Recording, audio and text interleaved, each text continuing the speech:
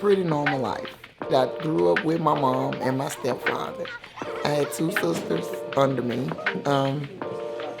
We were closely tied with my grandmother, grandfather, aunts, uncles, cousins, like big old family.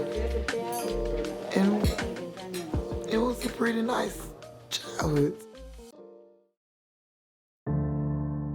I was working for like a senior care company, and I stole some jewelry from the lady I was caring for. And I did 9 months in jail, and I was released on 8 years of probation. I became a convicted felon, and I couldn't get the same jobs, couldn't get an apartment.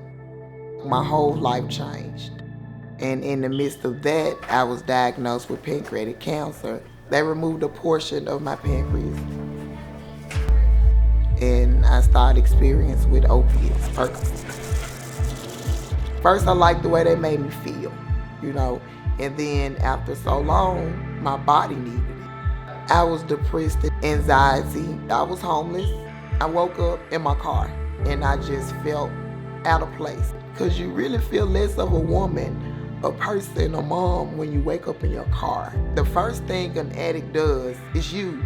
When they run into a problem, they use. But I knew I didn't want to use again. I went to Alliance. I called and I went. And I sat in the group and I cried. Like I cried the whole group. Being around others that's going through the same thing that I'm going through and they can relate to me, they kind of helped me change. We all just share our story. We listen to one another, we motivate, support one another.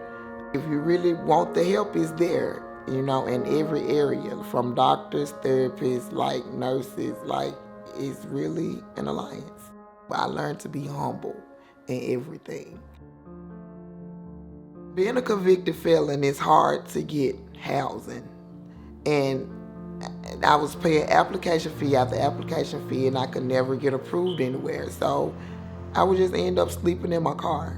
I would pay $20 at the hotel room the next morning to take a shower and ready for work. And that's how I basically lived for like probably a year. And I have kids, and I owe them, so I had to keep going. I just found myself praying a lot.